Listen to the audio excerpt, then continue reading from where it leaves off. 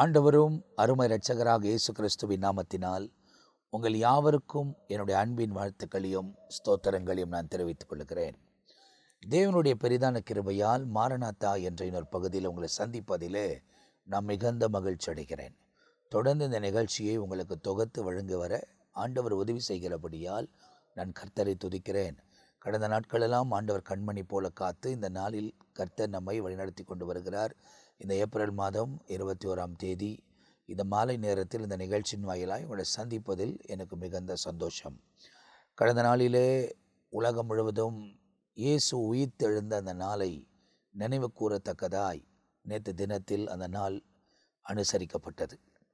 உலகத்தில் பல தேசங்களில் அவங்கவுங்க நேரத்தின்படி அந்த நாளை அனுசரித்தார்கள். அதுக்கு உலகம் ஒரு நாளை நமக்கு குறித்திருக்கிறதை நாம் அறிந்திருக்கிறோம். ஆனால் ஒரு கிறிஸ்தவனாய் நாம் ஒவ்வொரு நாளும் இயேசு நமக்காய் பிறந்ததையும், இயேசு நமக்காக இந்த உலகத்தில் வந்து பிதாவின் சித்தத்தை நிறைவேற்றினதையும், அதே நேரத்தில் அவர் நமக்காக தன் ஜீவனையே ஒப்பு கொடுத்து மரித்து அடக்கம் பண்ணப்பட்டு 3ஆம் நாள் உயிரோடு கூட எழும்பி பிதாவுக்கு தன்னை காண்பித்து கொண்டு உலகத்துக்குள் இறங்கி சீஷர்களை மீண்டுமாய் ஒரு 40 நாட்கள் அவங்களோடு கூட இருந்து அடிக்கடி வந்து அவங்கள பலப்படுத்தி அதுக்கு பிறகு அவங்க கண்களுக்கு முன்பதாகவே அவர்களுக்கு சொல்ல வேண்டிய காரியங்கள் எல்லாம் சொல்லிவிட்டு அவர் பரமேறி போனார். அவர் பரமேறி போகிற நேரத்தில் இவர்கள் அனார்ந்து பார்த்து கொண்டிருந்தார்கள் என்று எழுதப்பட்டிருக்கிறது. அப்போது 2 தேவ தூதர்கள் அந்த இடத்தில் இறங்கி, கலிலேயா ஆகிய மனிதர்களே, நீங்கள் என்னத்தை காண்கிறீர்கள்? அவர் உங்களோடு கூட இருக்கும்போது நீங்கள் அவர் என்ன சொன்னார் என்பதை நீங்கள் அறியவில்லையா? அவர் சொன்னபடி நீங்கள் போய் செய்யுங்கள்.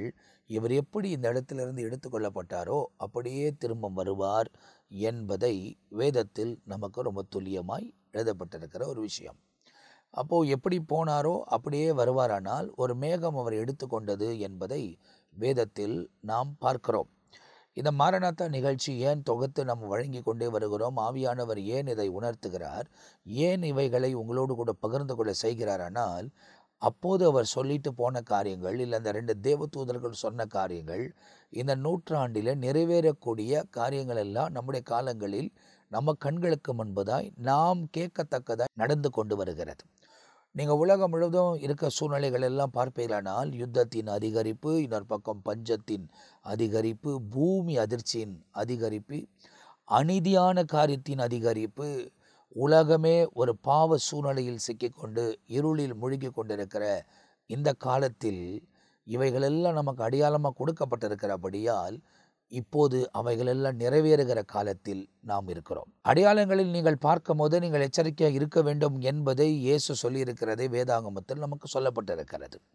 நாம் இந்த நாளிலே சில வசனங்களை தியானிப்பதற்கு முன்பதாக வழக்கமாக இந்த மாரநாத்தா நிகழ்ச்சியில் லூக்கா எழுதின சுவிசேஷம் 21ஆம் அதிகாரம் 36ஆம் வசனத்தை எப்போவுமே நம்ம வாசிக்க கேட்போம். அது இந்த நிகழ்ச்சியிலும் நாம் வாசிக்க கேட்க போகிறோம். லூக்கா எழுதின சுவிசேஷம் 21ஆம் அதிகாரம் 36ஆம் வசனத்தை வாசிக்க கேட்கலாமா? ஆகையால் இனி சம்பவிக்கப் போகிற இவைகளுக்கெல்லாம் நீங்கள் தப்பி மனுஷகுமாரனுக்கு முன்பாக நிற்க பாத்திரவான்களாக எண்ணப்படுவதற்கு எப்பொழுதும் ஜெபம் பண்ணி விழித்திருங்கள் என்றார். எப்பொழுதும் ஜெபம் பண்ணி விழித்திருங்கள் என்றார் என்று வேதத்தில் நமக்கு எழுதப்பட்டிருக்கிறது. அப்படியானால் இவைகளுக்கெல்லாம் தப்பி நீங்கள் மனுஷகுமாரனுக்கு முன்னே நிற்க வேண்டும். எவைகளெல்லாம் தப்பி நிற்க வேண்டும்? இப்போ சூழ்ந்திருக்கிற இந்த இருள் என்பது பாவம் என்பது தேவனுக்கு பிரியமில்லாத காரியம். இந்த தேவனுக்கு பிரியமில்லாத காரியங்கள் எவைகள் அப்படின்னு நீங்கள் பார்த்தீங்க அப்படின்னா, அதாவது கலாத்தியர் 5ஆம் அதிகாரத்தில் நம்ம எடுத்துக்கொள்ளும் போது அந்த இடத்துல நமக்கு அப்போஸ்தலனாகிய பவுல் மாம்சத்தின் கிரியைகள் யாவன என்பதாக ஒவ்வொரு காரியமும் நமக்கு தெளிவாய் அறிவிக்கப்பட்டிருக்கிறதை நாம் பார்க்கிறோம். அந்த காரியத்தை நாம் பார்க்கலாம். கலாத்தியருக்கு எழுதின நிருபம் 5ஆம் அதிகாரம் அந்த இடத்துல நாம் 16ஆம் வசனத்திலிருந்தே வாசிப்போம். பின்னும் நான் சொல்லுகிறது என்னவென்றால், ஆவிக்கேற்றபடி நடந்து கொள்ளுங்கள், அப்பொழுது மாம்ச இச்சையை நிறைவேற்றாதிருப்பீர்கள். பாருங்க, ஆவிக்கேற்றபடி நீங்கள் நடந்தால் மாம்ச இச்சைகளை நிறைவேற்றாது இருப்பீர்கள் என்று எழுதப்பட்டிருக்கிறது. இப்போ இந்த உலகத்தின் காரியங்கள் என்னென்னு நம்ம பார்க்க போகிறோம். இந்த உலக காரியங்கள் எல்லாம் நம்மையும் தேவனையும் பிரிக்கிறது.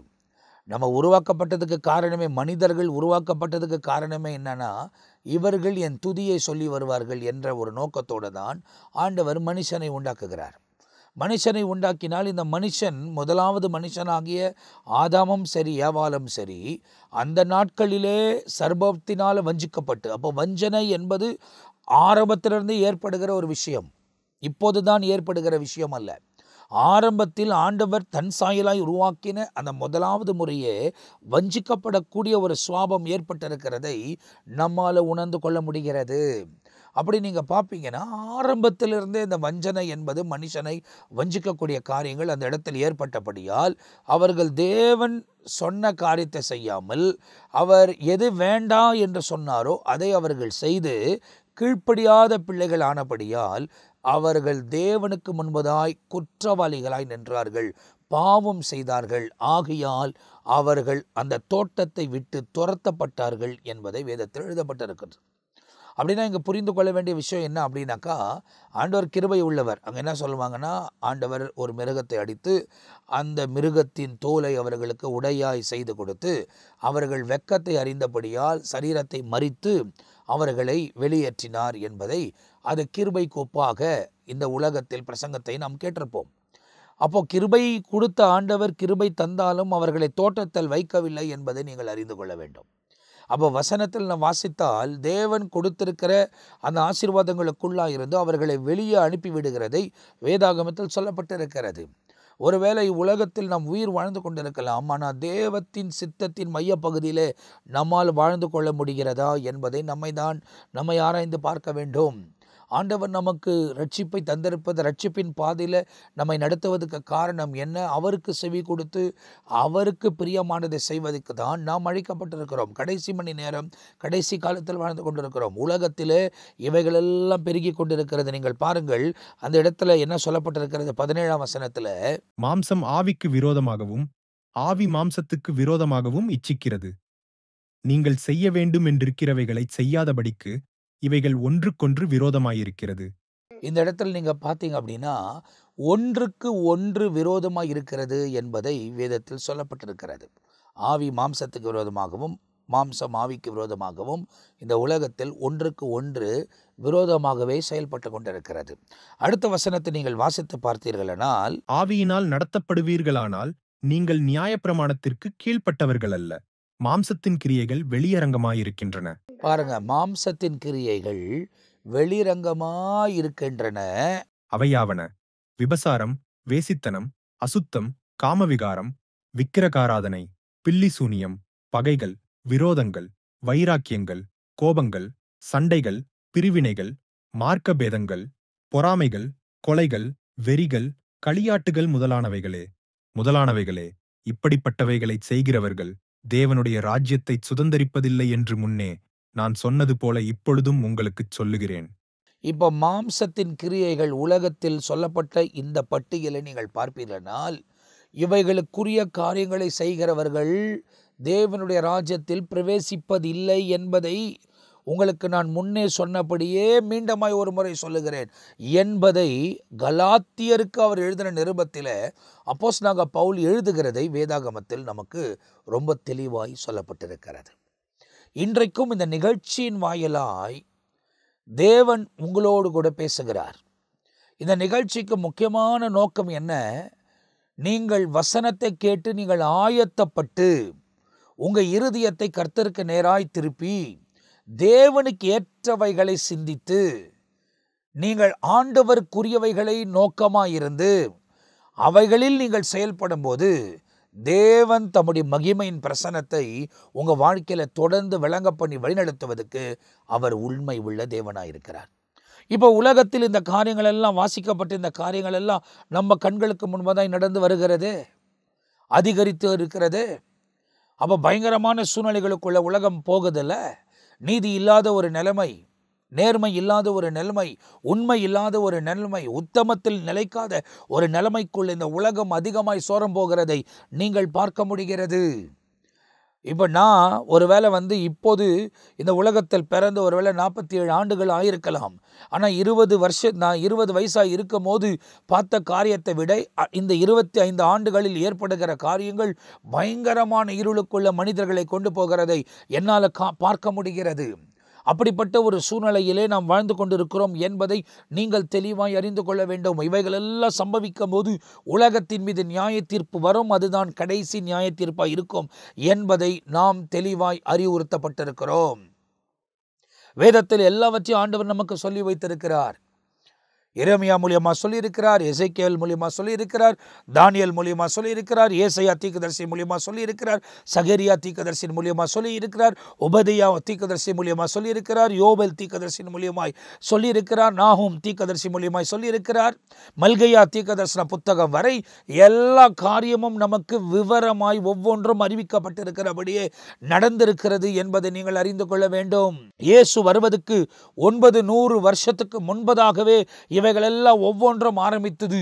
இயேசு வருவதற்கு 500 வருஷத்துக்கு முன்பதாகவே இவைகளெல்லாம் பேசப்பட்டிருக்கிறது என்பதை நாம் துல்லியமாக இந்த நாட்களில் அறிய முடிகிறது.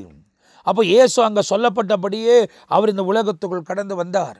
ஒரு கணக்கிலே நம்ம பார்ப்போமானால் 1995 இயர்ஸ் 1999 வருடங்கள் ஆச்சு ஆண்டவர் நமக்காக இந்த உலகத்துக்கு வந்து மரித்து அடக்கம் பண்ணப்பட்டு உயிரோடு கூட எழும்பினது. அதை தான் 62 வாரமாய் தானியேல் தன்னுடைய தீர்க்கதரிசன புத்தகத்தில் சொல்லுகிறார். மேசியா சங்கரிக்கப்படுவார் என்றபடியே மேசியா சங்கரிக்கப்பட்டதை வேதாகமத்தில் எழுதப்பட்டிருக்கிறது. அப்போ ஒருவேளை இந்த கிருபையின் காலம் நமக்கு வெறும் 2000 வருஷம்தான் இருக்குமானால் இப்போ வரப்போகிற 2030ஆம் ஆண்டு அது நிறைவு பெறுகிறது என்பதை நாம் துல்லியமாக அறிந்து கொள்ள வேண்டும். அது 2030 நிறைவு பெறுமானால் 2023ஆம் ஆண்டு அக்டோபர் மாதம் நேரடியாய் இந்த ஈராக் இஸ்ரவேலை தாக்கியிருக்கிறதை நீங்கள் தெளிவாய் அறிந்து கொள்ள வேண்டும். இவைகளெல்லாம் வேதத்தில் சொல்லப்பட்டிருக்கிற காரியங்கள் சொன்னப்பட்டபடியே நம்ம கண்களுக்கு முன்பதாய் நிறைவேறி இன்றைக்கு அவைகள் நடந்து கொண்டிருக்கிறது. பல சம்பவங்கள் நம்ம கண்கள் பார்க்க காதுகள் கேட்க நடந்து கொண்டிருக்கிற இந்த காலத்திலே நம்முடைய இருதயத்தை தேவனுக்கு நேராய் திருப்ப வேண்டும் என்பதை தான் ஆவியானவர் நமக்கு இவைகளெல்லாம் போதிக்கிறார். பாவம் உங்களை உலகத்தில் அழிப்பது மாத்திரமல்ல, உங்களை அக்கினியில கொண்டு போய் ஆக்கினி தீர்ப்புக்குள்ள தீர்த்துவிடும் என்பதை நீங்கள் அறிந்திருக்க வேண்டும். அவைகளுக்கு தப்பிக்க வேண்டுமானால் இயேசுதான் வழி என்பதை நீங்கள் அறிந்து கொள்ள வேண்டும். வேறு ஒரு வழியும் இல்லை, இயேசுதான் வழி. இதை சொல்லும் போது உலகத்தில் உள்ளவர்கள் கொந்தளித்து எழும்பி அநேகரை கொலை செய்து வருகிறதை நாம் பார்த்து கொண்டிருக்கிறோம். நம்முடைய கண்களுக்கு முன்பதாய் நமக்கு காதுகள் கேட்க அவைகள் எல்லாம் நடந்து கொண்டிருக்கிறது. உலகம் முழுவதும் இந்தியா தேசத்தில் பல இடங்களிலே அநேகர் எழும்பி இந்த நாட்களிலே சபைகளை கெடுத்து ஆராதனைகளுக்குள்ள புகுந்து பல காரியங்களை செய்து வருகிறதை நாம் பார்த்து கொண்டு இல்லையா? அந்த செய்திகள் நமக்கு வரவில்லையா? இவைகளெல்லாம் ஏன் ஏற்படுகிறது? சாத்தான் தனக்கு கொஞ்ச காலமே இருக்கிறது என்பதை அவன் அறிந்து கொண்டபடியால் அவன் தீவிரமாய் செயல்பட்டு கொண்டிருக்கிறான். ஏன்னா திருடவும் கொல்லவும் அழிக்கவே வருகிறான் என்று வேற ஒன்றுக்கும் வரான் என்று வேதத்தில் சொல்லப்பட்டிருக்கிறது. சாத்தான் தன்னுடைய காரியங்களை கவனித்துக் கொண்டிருக்கிற இந்த நாட்களிலே ஆவியானவர் தனக்கு யாரெல்லாம் செவி கொடுத்து நடக்கிறாங்களோ அவர்களை தன் பக்கமாய் வசப்படுத்தி தெளிவான பாதையிலே வழிநடத்துவதற்கு அவர் உண்மை உள்ள தேவனாய் இருக்கிறார். காரணம் இயேசு சொல்லியிருக்கிறதை யோவான் தன் சுவிசேஷத்தில் எழுதுகிறார். என் ஆடுகள் என் சத்தத்துக்கு செவி கொடுக்கும், நான் அவைகளை அறிந்திருக்கிறேன், அவைகளும் என்னை பின்தொடரும் என்பதாக வேதத்தில் எழுதப்பட்டிருக்கிறது. இதை கேட்கிற நீங்கள் உண்மையாகவே தேவனுடைய மந்தையில் இருக்கக்கூடியவர்களாய் இருப்பீர்களானால் நிச்சயமாய் தேவனுக்கு செவி கொடுத்து உலக பாவங்களை வெறுத்து தள்ளி அவைகளை உதறி தள்ளி கிறிஸ்துவுக்கு பின்பதாய் நீங்கள் பின்பற்றுவீர்கள் என்பதில் சந்தேகம் இல்லை. உலகத்தின் பாவங்கள் உங்களை மேற்கொள்ளுமானால் இந்த உலக வாழ்க்கையும் உங்களுக்கு பரிதாபத்துக்குள் சிக்கிக்கொள்ளும். அதுக்கு பிறகு நித்தியத்தில் நீங்கள் ஆக்கினி தீர்க்கப்படுவீர்கள் என்பதை நீங்கள் தெளிவாய் அறிந்து கொள்ள வேண்டும். அவைகளை தப்பிக்க வேண்டும் என்றுதான் ஆண்டவர் எங்களைப் போல ஊழியக்காரர்களை உங்கள் மத்தியில் எழுப்பி தன்னுடைய வசனங்களை பேசுவதற்கு தேவன் உதவி செய்கிறார். இதை பேசிக்கொண்டிருக்கும் போதே பரிசுத்த ஆவியானவர் என்னை நிரப்புகிறது, என்னால் உணர முடிகிறது. காரணம் என்ன? பேசுகிறவர் என்னோடவும் பேசுகிறார். நானும் இந்த உலகத்தில் ஒரு சாதாரண மனுஷன், அப்பிரோஜனப்பட்ட மனுஷன். அவர் என்னை அழைத்தபடியால் அவர் என்னை பலப்படுத்தி, அவர் என்னை நிலைநிறுத்தி, எல்லா தீமைக்கும் இவ்வளோ தூரம் என்னை விலகி காத்து என்னை அற்புதமான விதத்தில் அவர் நடத்தி கொண்டு வருகிறார். இன்னும் நான் இந்த உலகத்தின் பாவங்களை போராடி கொண்டு தான் இருக்கிறேன். I am fighting with sin to overcome because I need to live with God. தேவனோடு கூட இருக்கத்தக்கதா என் வாழ்க்கை இருக்க வேண்டுமானால் இந்த உலகத்தில் வரக்கூடிய போராட்டங்களை நான் இன்னும் போராடி கொண்டிருக்கிறேன். ஒவ்வொரு நாளும் இந்த போராட்டம் எனக்கு இருக்கிறது. ஆனால் வேதத்தில் எழுதப்பட்டிருக்கிறது, நல்ல போராட்டத்தை போராடுங்கள், ஓட்டத்தை நாம் முடிப்போம் என்பதாய் எழுதப்பட்டிருக்கிறது. அப்படி நம்ம ஓட்டம் முடிப்பதற்கு முன்னே நல்ல போராட்டத்தை நாம் போராடணும். நமக்கு விரோதமாய் ஆவிக்குரிய போராட்டங்கள் எழும்பிக் கொண்டே இருக்கும். அவைகளை ஆவிக்குரிய போர் ஆயுதங்களை நாம் தரித்துக் கொள்வோமானால், வேத வசனம், ஜபம், விசுவாசம், நம்பிக்கை, தேவனுடைய பாதையில் நடக்கிற அப்படிப்பட்ட காரியங்களை நாம் தரித்திருப்போமானால் எல்லாவற்றையும் இந்த உலகத்தில் மேற்கொண்டு வாழ முடியும் என்பதை நீங்கள் தெளிவாய் அறிந்து கொள்ள வேண்டும். கடைசி மணி நேரத்தில் நாம் வாழ்ந்து கொண்டிருக்கிறோம். கடைசி காலங்களில் வாழ்ந்து கொண்டிருக்கிறோம். எந்த நேரத்தில் எக்கால சத்தம் கேட்கும் என்று நமக்கு தெரியாது. ஆனால் எக்கால சத்தம் கேட்பதற்கு முன்னே என்னென்ன காரியங்கள் நடக்க வேண்டுமோ அவைகள் எல்லாம் நம்முடைய காலத்தில், நம்முடைய நேரத்தில் உலகம் முழுவதும் நடந்து கொண்டிருக்கிறதை நாம் தெளிவாய் பார்த்து கொண்டிருக்கிறோம். இப்படிப்பட்ட இந்த காலத்திலே உங்க செவிகளை கர்த்தருக்கு நேராய் திருப்புங்கள். அவர் சொல்லுகிற வார்த்தைக்கு கீழ்ப்படிந்து நடப்பதற்கு உங்களை நீங்கள் அர்ப்பணித்துக் கொள்ளுங்கள். உலகத்தில் உள்ளவர்களை நீங்கள் பாராமல் கிறிஸ்துவுக்குள் நடக்கக்கூடியவர்களை கண்டுபிடித்து அவர்களை நீங்கள் தொடர்ச்சியாய் அவர்களை பின்பற்றும் போது அவர்கள் கிறிஸ்துவுக்கு ஏற்றதாய் உங்களை வழிநடத்துவார்கள். கிறிஸ்து நம்மை நித்திய ஜீவனுக்கு ஏற்றதாய் வழிநடத்துவார் என்பதை நீங்கள் தெளிவாய் தெரிந்து கொள்ள வேண்டும். ஆகையால் தான் இந்த அப்போஸ்தலனாகிய பவுல் இடத்தில் சொல்லுகிறார், நான் கிறிஸ்துவை பின்பற்றினது போல நீங்களும் என்னை பின்தொடருங்கள் என்பதை அவர் சொல்லுகிறதை வேதாகமத்தில் எழுதப்பட்டிருக்கிறது. ஆனால் இயேசு இந்த உலகத்துக்கு வந்தபோது சொன்னார், என்னை பின்பற்றுகிறவன் இருளில் நடக்க மாட்டான் என்பதை வேதத்தில் எழுதப்பட்டிருக்கிறது. அப்போ இப்போ நடக்கிற இந்த சம்பவங்களுக்கெல்லாம் தப்பி நாம் அவருக்கு முன்னே நிற்க வேண்டுமானால் எப்பொழுதும் ஜெபம் பண்ணி விழித்திருக்க வேண்டும் என்று லூக்கா எழுதின சுவிசேஷத்தில் வாசிக்கப்பட்ட வசனத்திலே 21ஆம் அதிகாரம் 36ஆம் வசனத்தில் ரொம்ப தெளிவாய் நமக்கு சொல்லப்பட்டிருக்கிறது.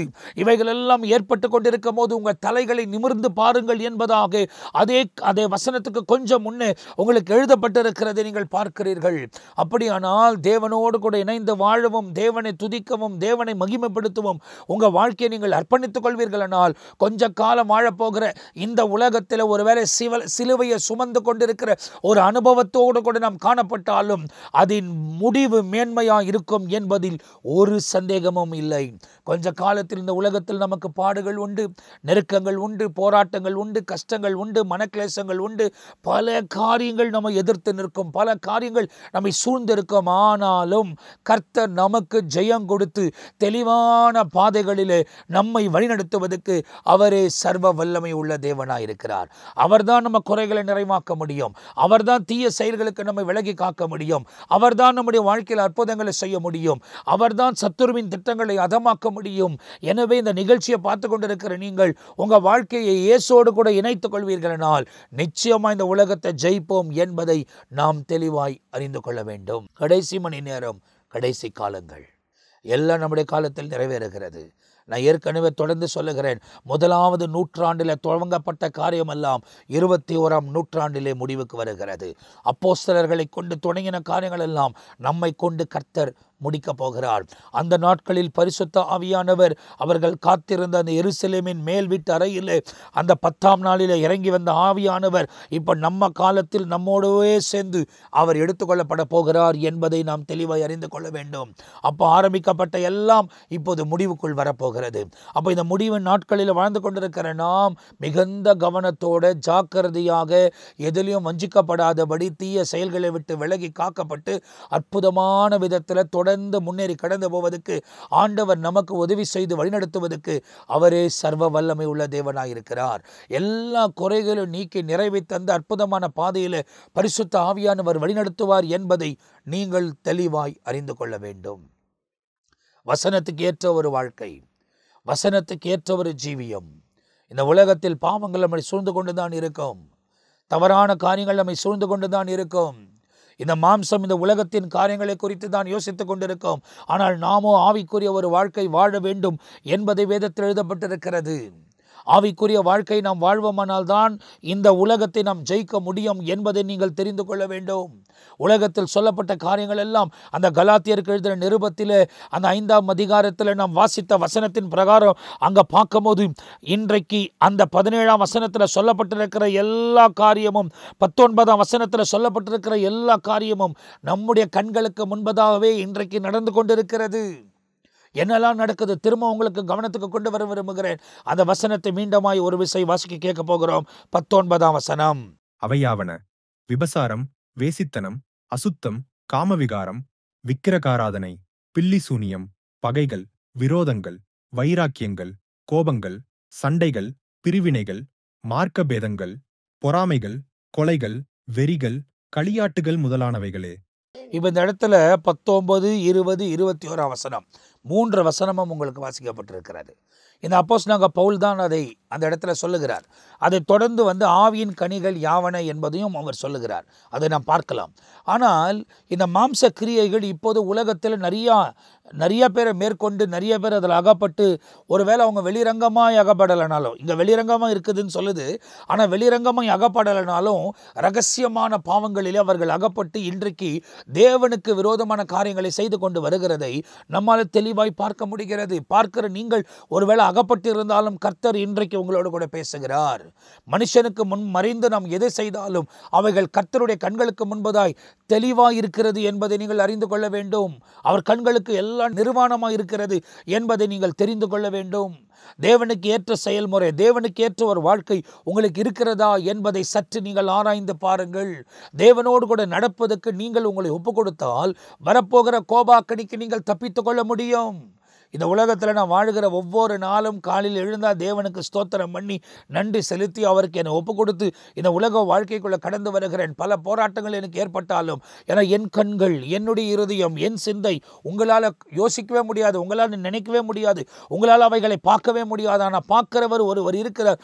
அவருக்கு முன்பதாய் நாம் குற்றமற்றமாய் வாழ்வோமானால் தான் இந்த உலகத்தில் தொடர்ந்து நாம் முன்னேறி கடந்து போவது மாத்திரம் இல்லாமல் எக்கால சத்தமும் நம்முடைய காதுகளுக்கு கேட்கும். அந்த எக்கால சத்தத்தில் நாம் எடுத்துக்கொள்ளப்பட்டோன்னு வைங்க, அதுக்கு பிறகு நேர நித்தியத்துக்குள்ள நம்ம பிரவேசிக்கிற பாத்திரமாய் மாறிவிடுவோம். அது எக்கால சத்தம் கேட்கணும், மரித்தாலும் கேட்கணும், உயிரோடு கூட இருந்தால் கேட்கணும். ஏன்னா பைபிளில் அவைகள் எல்லாம் நமக்கு ரொம்ப தெளிவாய் அறிவுறுத்தப்பட்டு இருக்கிறது. அப்போ வசனத்தின்படி நாம் வாழ வேண்டும். இன்றைக்கு வசனத்திலிருந்து ஒரு மனுஷனை உங்களுக்கு சுட்டி காண்பிக்க விரும்புகிறேன். ஏற்கனவே இவரை குறித்து நீங்கள் நிறைய காரியங்களை வாசித்திருக்கலாம், கேள்விப்பட்டிருக்கலாம், உங்கள் ஊழியக்காரர்கள் உங்களுக்கு பிரசங்கம் பண்ணியிருக்கலாம். ஆனால் இந்த இடத்துல அப்போஸ்தலர் நடவடிக்கையில் 6ஆம் அதிகாரத்தில் அந்த இடத்துல சீஷர்களுக்கு பணிவிடைக்காரர்கள் தேவைப்பட்டதினால நிறைய ஜனங்கள் வராங்க, அவங்களுக்கு பராமரிக்கிற ஆள் இல்லை அப்படின்னு சொல்லும்போது அவர்கள் ஒரு சிலரை தெரிந்து கொள்ளுகிறார்கள். அந்த ஒரு சிலரிலே ஸ்தேவான் என்ற ஒரு மனிதன் இருந்தான். அவனை தெரிந்து கொண்டார்கள் என்பதாக வேதத்தில் இந்த இடத்தில் நமக்கு 6ஆம் அதிகாரத்தில் நமக்கு ரொம்ப தெளிவாய் சொல்லப்பட்டிருக்கிறது. இப்போ 6ஆம் அதிகாரம் 1வது வசனத்தை நாம் வாசிக்க கேட்போம். அந்நாட்களிலே சீஷர்கள் பெருகின போது கிரேக்கரானவர்கள் தங்கள் விதவைகள் அன்றாடக விசாரணையில் திட்டமாய் விசாரிக்கப்படவில்லை என்று எபிரேயருக்கு விரோதமாய் முறுமுறுத்தார்கள். இந்த இடத்துல நீங்கள் பார்த்தீங்கன்னா அங்கே ஒரு தர்க்கம் ஏற்படுது. இப்போ எப்படி ஒரு இடத்துல ஒரு கூட்டத்தில் வந்தா அப்படின்னாக்கா அந்த இடத்துல எங்களுக்கு முக்கியத்துவம் கொடுக்கலாம், அவங்களுக்கு முக்கியத்துவம் கொடுக்கல அப்படின்றது ஒரு சின்ன சிலுசிலுப்பெல்லாம் ஏற்படுது, பிரச்சனைகள் ஏற்படுது, மனஸ்தாபம் ஏற்படுது. அப்போ அந்த மாதிரி அந்த நாட்களிலும் ஆரம்பத்திலே ஏற்படுகிற காரியத்தை நாம் பார்க்கிறோம். ஸோ இதெல்லாம் சீஷருங்க பார்க்குறாங்க, பார்த்து இதெல்லாம் சரி பண்ணணும் அப்படின்னு யோசிக்கிறாங்க. இனிக்கும் அப்படிப்பட்ட காரியங்கள் நடக்கும்போது பொறுப்பாக இருக்கிற ஊழியக்காரர்கள் அவர்களை கவனித்து அவைகள் எப்படி சரி செய்வது என்பதை ஆரம்பத்திலே கவனிக்க வேண்டும் என்பதை ஆவியானவர் அறிவுறுத்துகிறார். ஒவ்வொரு காரியத்தையும் நாம் தெளிவாய் கவனிக்க வேண்டும். ஆகையால் என்ன செய்யப்படுகிறது, இவைகளெல்லாம் சரி செய்யப்பட வேண்டும் என்று 5ஆம் வசனத்தை நீங்கள் வாசிப்பீர்களானால் இந்த யோசனை சபையார் எல்லாருக்கும் பிரியமாயிருந்தது. அப்போது சில பேரை நம்ம தெரிந்து கொள்ளணும், அவங்க பரிசுத்த ஆவியினாலே நிரப்பப்பட்டவர்களாக இருக்க வேண்டும். அப்படி நாம் தெரிந்து கொள்ளும் போது அவர்களை நல்லா அந்த ஜனங்களுக்கு நல்லா நம்ம பணி செய்ய முடியும் என்பதை சீஷர்கள் சொன்னதுனால இந்த ஆலோசனை அந்த சபைக்கு வந்திருந்த அந்த நாட்களில் எல்லாருக்கும் அவைகள் ரொம்ப அருமையாக இருந்தது என்பதாக எழுதப்பட்டிருக்கிறது. அப்போ அது என்ன செய்கிறார்கள், அடுத்த வசனம். அப்பொழுது விசுவாசமும் பரிசுத்தாவியும் நிறைந்தவனாகிய ஸ்தேவானையும் பிலிப்பையும் புரோகோரையும் நிக்கானோரையும் தீமோனையும் பர்மெனாவையும் யூத மார்க்கத்தமைந்தவனான அந்தியோகியா பட்டணத்தானாகிய நிக்கோலாவையும் தெரிந்து கொண்டு அவர்களை அப்போஸ்தலருக்கு முன்பாக நிறுத்தினார்கள். இவர்கள் ஜெபம் பண்ணி அவர்கள் மேல் கைகளை வைத்தார்கள். இப்போ இத்தனை பேரை தெரிந்து கொண்டு பரிசுத்த ஆவியினால் நிரப்பப்பட்டவர்களை தெரிந்து கொண்டு நிறுத்துகிறார்கள். அப்போ 7ஆம் வசனத்தில் சொல்லப்பட்டிருக்கு, தேவ வசனம் விருத்தியடைந்தது. சீஷருடைய தொகை எருசலேமில் மிகவும் பெருகிற்று. ஆசாரியர்களில் அநேகரும் விசுவாசத்துக்கு கீழ்ப்படிந்தார்கள். பாருங்க, ஆசாரியர்கள் கூட நிறைய பேர் விசுவாசத்துக்கு கீழ்ப்பட்டிருந்தார்கள் என்பதாக ஏற்பட்டிருக்கிறது. இப்போ இது இயேசு எல்லாத்தையும் செய்து முடித்து போன அந்த ஆரம்ப நாட்களில் 1வது நூற்றாண்டில் நடைபெற்ற காரியங்கள் இங்கே எழுதப்பட்டிருக்கிறது. 1வது நூற்றாண்டிலே அவைகள் நடைபெறுமானால் இப்போ கடைசியாக முடிக்க போகிற இந்த நூற்றாண்டிலும் அவைகள் நிறைவேறும், நடக்கும் என்பதை நீங்கள் அறிந்து கொள்ள வேண்டும். இங்கே அநேகர் கர்த்தரை விசுவாசிக்கிறது போல இந்த நாட்களிலும் நிறைய பேர் இயேசுவை விசுவாசித்து மந்தையாய் சேர்ந்து கொண்டிருக்கிறதை உலகம் முழுவதும் நம்மால் பார்க்க முடிகிறது. அநேகர் ஆண்டவரை தேடி வருகிறதையும் அநேக அதிகாரிகள் ஆண்டவரை தேடி வருகிறதையும் நாம் பார்க்க முடிகிறது. இதுதான் 1வது நூற்றாண்டில் நடந்தது. இப்போது நம்முடைய நூற்றாண்டிலும் அவைகள் நிறைவேறுகிறது. ஏன்னா அப்போ ஆரம்பிக்கப்பட்டது, இப்போ முடிக்கப்பட போகிறது. ஆரம்பத்தில் நடந்ததை பார்க்கலாம் இப்போது இன்னும் அதிகமாய் தேவன் கிரியை செய்து இந்த காரியங்களை முடிக்கப் போகிறார் என்பதை நீங்கள் அறிந்து கொள்ள வேண்டும். அதில் ஒரு குறிப்பான விஷயம் இந்த ஸ்தேவான் யார் என்பதை வேதத்தில் எழுதப்பட்டிருக்கிறது. 8ஆம் வசனத்தை வாசிப்போமானால், ஸ்தேவான் விசுவாசத்தினாலும் வல்லமையினாலும் நிறைந்தவனாய் ஜனங்களுக்குள்ளே பெரிய அற்புதங்களையும் அடையாளங்களையும் செய்தான். இப்போ இந்த ஸ்தேவான் விசுவாசத்திலும் வல்லமையால் நிறைந்திருந்தது மாத்திரமல்ல, ஜனங்கள் நடுவிலே பெரிய அற்புதங்களையும் அடையாளங்களையும் அவன் செய்ததாக வேதத்தில் எழுதப்பட்டிருக்கிறது. இப்போ இந்த ஸ்தேவான் ஆண்டவர் பயன்படுத்துகிறார். எதுக்கு பயன்படுத்துகிறார்? 1வது நூற்றாண்டிலே இவர் கர்த்தருக்காக வைராக்கியமன் என்று இயேசு மரித்த கொஞ்ச நாட்களுக்குள்ளாகவே, இயேசு மரித்து அடக்கம் பண்ணப்பட்டு அவர் எழும்பி சீஷர்களுக்கெல்லாம் சொல்லிவிட்டு அவர் கடந்து போன உடனே பரிசுத்த ஆவியானவர் இறங்கி வருகிறார். அது வந்த நாட்களில் தான் இவைகள் நடைபெறுகிறது. 1வது திருசபை ஏற்பட்ட அந்த நாட்களிலே ஃபர்ஸ்ட் சர்ச் பேதுரு கீழாக ஏற்படுகிறது. அப்போ ஆரம்பிச்ச திருசபை தான் இந்த நாள் வரை நடந்து வருகிறதை நம்மால் பார்க்க முடிகிறது. திருசபைக்கு விரோதமாக எத்தனையோ பேர் எழும்புகிறார்கள், இனிக்கும் எழும்பிக் கொண்டிருக்கிறார்கள். நம்ம தேசம் முழுவதும் பல இடங்களிலே ஆராதிக்கிற ஸ்தலங்களுக்குள்ள புகுந்து நிறைய காரியங்களை சூறையாடி வருகிறார்கள். எல்லாம் செய்யட்டும், ஆனால் சபையை மாத்திரம் அடைக்க முடியாது. காரணம், சபையின் தலைமை இயேசு. அவர் தொடங்கின இந்த உலகத்தில் ஒருவனால முடிக்க முடியாது. ஒருவேளை நம் சரீரத்தை அவர்கள் அழித்து விடலாம், ஆனால் நம்முடைய ஆத்மா நித்தியத்துக்குள் பிரவேசிக்கிறதை அவர்களால் தடை செய்யவே முடியாது. இன்னைக்கு யாரெல்லாம் இரத்த சாட்சிகளாய் மரித்து கொண்டிருக்கிறார்களோ, யாரெல்லாம் இன்றைக்கு புண்படுத்தப்படுகிறார்களோ, யாரெல்லாம் இந்த குறிப்பான இந்த வேளையில் வைராக்கியமாய் விசுவாசமாய் நிற்கிறார்களோ, அவர்களெல்லாம் கர்த்தர் கனப்படுத்த போகிறார் என்பதை நீங்கள் தெளிவாய் அறிந்து கொள்ள வேண்டும். 1வது நூற்றாண்டில் இந்த ஸ்தேவான் எழும்பி நிற்கிறார். இப்போ அவர் அற்புதத்தை செய்து அடையாளங்களை செஞ்சதுனால அவருக்கு விரோதமாய் அங்கே இருக்கிற ஜனங்கள் எழும்புகிறார்கள். காரணம், திரளான ஜனங்கள் இயேசுவை பின்பற்ற தொடங்குகிறார்கள். திரளான ஜனங்கள் இயேசுவின் பக்கமாய் திரும்புகிறார்கள். இதை பார்த்த உடனே அந்த நாட்களில் இருக்கிற ஜனங்கள் அவனுக்கு விரோதமாய் எழும்பி செயல்பட்டார்கள் என்பதாக வேதத்தில் சொல்லப்பட்டிருக்கிறது. அடுத்த வசனத்தை நீங்கள் வாசிக்க கேட்பீர்களானால், அப்பொழுது லிபர்த்தீனர் எண்ணப்பட்டவர்களின் ஆலயத்தைச் சேர்ந்தவர்களிலும் சிரேனே பட்டணத்தாரிலும் அலெக்சந்திரியா பட்டணத்தாரிலும் சிலிசியா நாட்டாரிலும் ஆசியா தேசத்தாரிலும் சிலர் எழும்பி ஸ்தேவானுடனே தர்க்கம் பண்ணினார்கள். பாருங்க, ஸ்தேவானோடு கூட தர்க்கம் பண்ணினார்கள் என்று இந்த இடத்தில் எழுதப்பட்டிருக்கிறது. அப்ப ஸ்தேவானோடு தர்க்கம் பண்றாங்க. ஏன் தர்க்கம் பண்றாங்க? இந்த ஸ்தேவான் பரிசுத்த ஆவியால் நிரப்பப்பட்டிருக்கிறான். கர்த்தருக்குள்ள முழுமையாக தன்னை ஒப்பு கொடுத்திருக்கிறான். அவன் மூலியமா அற்புதங்கள் அடையாளங்கள் உலகத்தில் நடக்கிறது நிமித்தமாய் திரளான ஜனங்கள் கிறிஸ்துவின் பக்கமாய் திரும்புகிறார்கள். அப்படி திரும்புகிறது இவர்கள் பார்த்த உடனே சாத்தான் தன்னுடைய ஜனங்களை கொண்டு வந்து இவனுக்கு விரோதமாய் தர்க்கத்தை செய்கிறார்கள் என்பதை பார்க்கிறோம். தர்க்கம் என்பது இப்போது ஏற்பட்ட விஷயம் அல்ல. 1வது திருசபை நடந்த போதே அப்போதே இந்த தர்க்கமானது ஆரம்பித்தது என்பதை நீங்கள் அறிந்து கொள்ள வேண்டும். இந்த 21 நூற்றாண்டுகளாய் இவைகள் நடந்து கொண்டுதான் இருக்கிறது. அப்போது கம்மியாய் நடந்து கொண்டிருந்த இவைகள் இப்போது அதிகமாய் நடக்க ஆரம்பித்திருக்கிறது. குறைவாய் நடந்து கொண்டிருந்த இவைகள் இப்போது அதிகரித்து பயங்கரமான காரியங்களுக்குள்ள ஜனங்களை நடத்தி கொண்டிருக்கிறது. கொலை செய்யக்கூடிய அளவுக்கு துணிந்து செய்து கொண்டிருக்கிறதை நாம் பார்க்கிறோம். ஆனால் ஆண்டவர் ஒருவர் கவனித்துக் கொண்டே இருக்கிறார். அவர் நிச்சயமாய் நியாய தீர்ப்பார். அவர்கள் யாராயிருந்தாலும் கர்த்தர் நியாய தீர்ப்பார் என்பதை நீங்கள் தெளிவாய் அறிந்து கொள்ள வேண்டும். அப்படிப்பட்ட காரியங்கள் நடக்கும்போது அந்த இடத்துல அடுத்த வசனத்தில் நீங்கள் வாசித்து பார்ப்பீர்களானால், அவன் பேசின ஞானத்தையும் ஆவியையும் எதிர்த்து நிற்க அவர்களால் கூடாமற் போயிற்று. அவன் பேசின ஞானத்தையும் ஆவியும் எதிர்த்து நிற்க அவர்களால் கூடாமல் போயிற்று என்று எழுதப்பட்டிருக்கு. ஏன்னா பரிசுத்த ஆவியானருக்கு முன்பதாய் ஒருவனை நிற்க முடியாது. இன்னைக்கு அதே பரிசுத்த ஆவியானால்னா நம்ம நிரப்பப்பட்டிருக்கணும். நம்ம இஷ்டமாய் போய் பேசக்கூடாது. ஆவியால் நிரம்பி தேவனுடைய பரிசுத்த ஆவியால் நிரப்பப்பட்டு அப்படிப்பட்ட காரியங்களை இந்த உலகத்தில் செய்யும் போது தான் நம் தேவனுக்காக நிலைநிறுத்தப்படுவோம் என்பதை நீங்கள் தெளிவாய் அறிந்து கொள்ள வேண்டும். உலகம் சோரம் போய் கொண்டிருக்கிறது. உலகத்தில் நிறைய பிரச்சனைகள், நிறைய பேர் இடரில் அடைந்து ஆண்டவரை விட்டு விலகி போய் கொண்டிருக்கிறார்கள். சாட்சியற்ற ஒரு வாழ்க்கை, பலருடைய வாழ்க்கையை சாத்தான் சீர்குலைத்திருக்கிறான். அவைகளை குறித்து அவர்களை குறித்து பேசுவதற்கு ஆண்டவர் நமக்கு சொல்லவில்லை. நமக்கு விசுவாசத்தை குறித்தோ வசனத்தை குறித்தோ பேசுவதற்கு தான் ஆண்டவர் நம்மளை உருவாக்கி வைத்திருக்கிறார். இயேசுவை மாத்திரம்தான் பேச வேண்டும். எந்த மேடையில் ஏறினாலும் யாரை குறித்து நம்ம பேச வேண்டும் என்ற அவசியம் அல்ல. நாம் இயேசுவை குறித்து தான் பேச வேண்டும் என்பதை நீங்கள் தெளிவாய் அறிந்து கொள்ள வேண்டும். நாமே தராசில் நிற்க வைக்கப்பட்டார், குறைவாய் காணப்படுகிறோம். நம்முடைய குறைகளை நிறைவாக்குவதற்கே நமக்கு போராட்டங்கள் இருக்கிறது. இந்த நடுவில் மற்றவங்க குறைகளை பேசுவதற்கு நம் ஆட்கள் கிடையாது. உலகத்தில் இருக்கிற காரியங்கள் எல்லாம் கர்த்தர் கவனித்துக் கொண்டிருக்கிறார். நமக்கு சொல்லப்பட்ட ஒரே ஒரு விஷயம் என்ன? எப்போதும் ஜெபம் பண்ணி விழித்திருங்கள் என்று எழுதப்பட்டிருக்கிறது. இடரல் அடையாதபடி நாம் எல்லாருக்காக ஜெபம் பண்ணுவோம். அதை நடுவிலும் சாத்தான் போராடி பலரை இடருக்குள்ள உண்டாக்குவான். அதன் நடுவில் கர்த்தர் அவைகளை பார்த்து கொள்ளுவார். நமக்கு இந்த மாம்சத்தோடு இரத்தத்தோட போராட்டம் அல்ல, வான மண்டல பொல்லாத ஆவிகளோடு கூட நமக்கு யுத்தம் உண்டு என்பதாய் நமக்கு தெளிவாய் எழுதப்பட்டிருக்கிறது.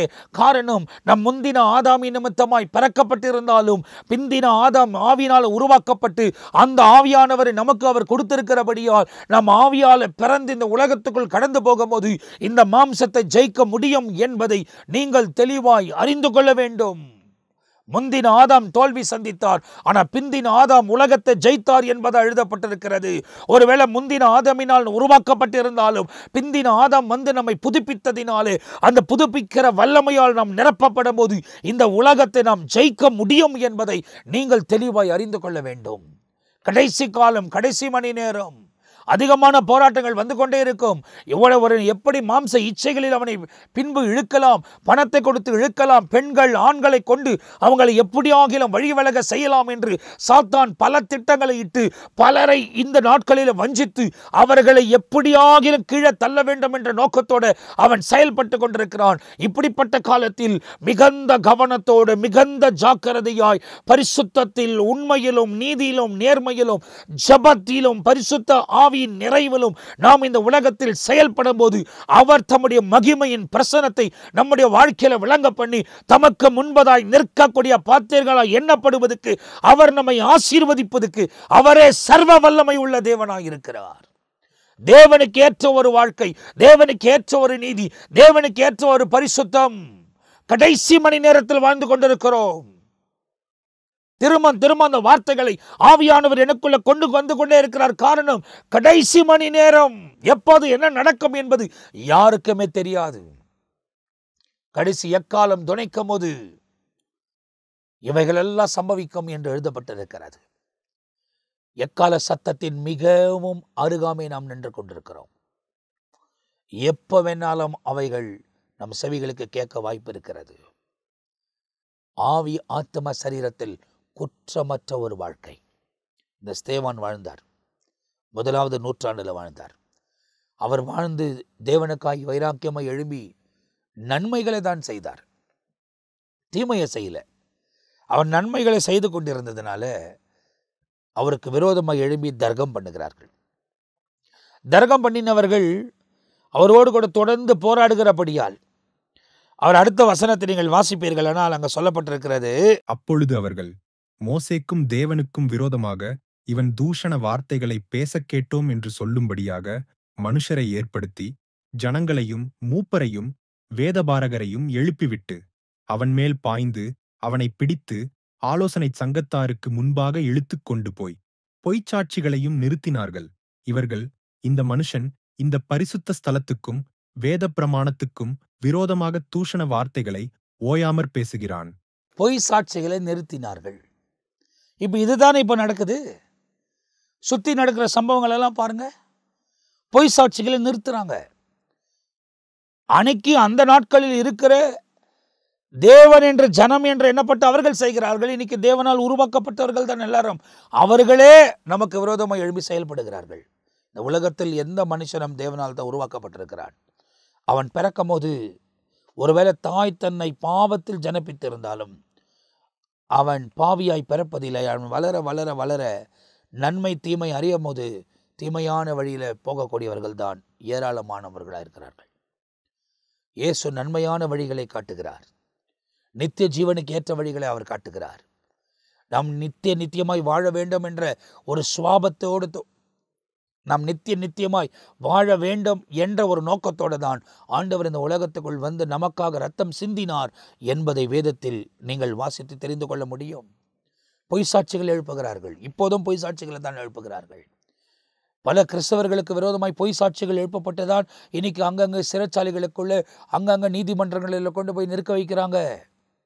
பல காரியங்கள் எல்லாம் ஏற்பட்டு கொண்டிருக்கிறது. 1வது நூற்றாண்டில் நடந்தது இப்ப கடைசி நூற்றாண்டில் அதிகமாய் நடக்க ஆரம்பித்திருக்கிறது. அப்படியானால் இவைகள் எல்லாம் நமக்கு அடையாளமாக கொடுக்கப்படுகிறது. அப்ப இந்த உலகத்தில் இருக்கிற வரை பரிசுத்த ஆவியினால் நிரப்பப்பட்டு தேவனுக்கு ஏற்ற செயல்முறைகளில் இந்த உலகத்தில் வாழ நாம் பழகும் போது ஆண்டவர் நம்மை கொண்டு மேன்மையான காரியங்களை செய்வதற்கு அவர் சர்வ வல்லமை உள்ள தேவனாயிருக்கிறார். இப்ப அடுத்தது நீங்க பாத்தீங்கன்னா தொடர்ந்து அந்த வசனங்களை வாசிப்பீர்களானால், பொய்ச்சாட்சிகளையும் நிறுத்தினார்கள். இவர்கள், இந்த மனுஷன் இந்த பரிசுத்த ஸ்தலத்துக்கும் வேத பிரமாணத்துக்கும் விரோதமாக தூஷண வார்த்தைகளை ஓயாமற் பேசுகிறான். எப்படி என்றால், நசரேயனாகிய அந்த இயேசு இந்த ஸ்தலத்தை அழித்து போட்டு மோசே நமக்கு கொடுத்த முறைமைகளை மாற்றுவான் என்று இவன் சொல்ல கேட்டோம் என்றார்கள். இப்ப அவனுக்கு விரோதமாய் பொய் சாட்சிகளை எழுப்பி பொய்யான விஷயத்தை பேசுகிறார். இப்ப அந்த இடத்துல ஸ்தேவான் இயேசுவை குறித்து தான் பேசினார், மோசையை குறித்து எதுவும் பேசல. ஆனா பேச வேண்டிய ஒரு கட்டாயம் வருகிறது. மோசேவன் நியாய பிரமாணத்துக்குரியவர் தான். மோசே தேவனால் தெரிந்து கொள்ளப்பட்டார். இது தேவனே உலகத்துக்குள் இறங்கி வந்தார். அங்க கொடுத்தவர் அவர் தான். வார்த்தை கட்டளைகளை கொடுத்தவர், கற்பனை கொடுத்தவர் அவர் தான். அதை மனிதர்கள் நிறைவேற்ற போக முடியாதபடி தான் அவர் அதை நிறைவேற்றி முடித்தார். தீர்க்க தரிசனம் அழிக்கத்து வரல, தீர்க்க தரிசனங்களை நிறைவேற்றுவதற்கு தான் இயேசு வந்தேன் என்று இயேசு சொல்லுகிறது வேதாகமத்தில் நமக்கு எழுதப்பட்டிருக்கிறது. அப்போ நீங்கள் பார்ப்பீங்க அப்படின்னாக்கா இந்த ஸ்தேவானை பிடித்து பொய் சாட்சிகளை சொல்லி அவரை கொண்டு போய் அந்த இடத்துல நலி நிறுத்துகிறாங்க ஜனங்களுக்கு முன்பதாக. எந்த ஜனங்களுக்கு முன்பதாக இயேசுவை நிற்க வைத்தார்களோ, எந்த ஆசாரியனுக்கு முன்பதாக, எந்த அதிகாரிகளுக்கு முன்பதாக இயேசுவையும் கொண்டு போய் நிற்க வைத்தாங்களோ, அதே அதிகாரிகளுக்கு முன்னே இந்த ஸ்தேவானை நிற்க வைக்கிறாங்க. நான் இயேசு இந்த உலகத்தை விட்டு கடந்து போன கொஞ்ச நாட்களுக்குள்ளே ஏற்படுகிற விஷயங்கள். இப்போ அவர்கள் இந்த காரியத்தை கேள்விப்பட்ட உடனே அவர்களும் கோபம் கொண்டார்கள் என்று எழுதப்பட்டிருக்கிறது. ஆனால் பைபிளை நீங்க வாசித்து பார்த்தீங்கன்னா 15ஆம் வசனத்தை நீங்க வாசித்தீங்க. பைபிள் சொல்லுது, ஆலோசனை சங்கத்தில் உட்கார்ந்திருந்த அனைவரும் அவன் மேல் கண்ணோக்கமாயிருந்து அவன் முகம் தேவதூதன் முகம் போல் இருக்க கண்டார்கள். தேவதூதன் முகம் போல் இருக்கிறதை கண்டார்கள். இப்பாவது மனம் திரும்பி இருக்கணும். தேவதூதன் முகம் போல இருக்குதுன்னு கண்டாங்க, இப்பயாவது மனம் திரும்பி இருக்கணும். ஆனால் அவங்க மனம் திரும்பலை. அதனால் என்ன பண்ணுறாங்க அப்படின்னாக்கா, அவனை கொண்டு போய் பிரதான ஆசாரியன் இடத்தில் நிறுத்துகிறார்கள். அந்த பிரதான ஆசாரியன் என்ன சொல்லுகிறான்? 7ஆம் அதிகாரம் 1ஆம் வசனத்தில், பிரதான ஆசாரியன் அவனை நோக்கி, காரியம் இப்படியாயிருக்கிறது என்று கேட்டான். இப்படியா இருக்கிறது என்று கேட்டான். அப்போது அவர் ஒரு பெரிய பிரசங்கத்தை பண்ணுகிறார். 7ஆம் அதிகாரம் முழுசும் நீங்கள் வாசித்து பார்த்தீங்கன்னா, ஸ்தேவான் அவங்களுக்கு மோசையிலிருந்து ஒவ்வொன்றும் சொல்லிக்கிட்டு வர்றார். எல்லாவற்றையும் சொல்லிக்கிட்டு வர்றார்.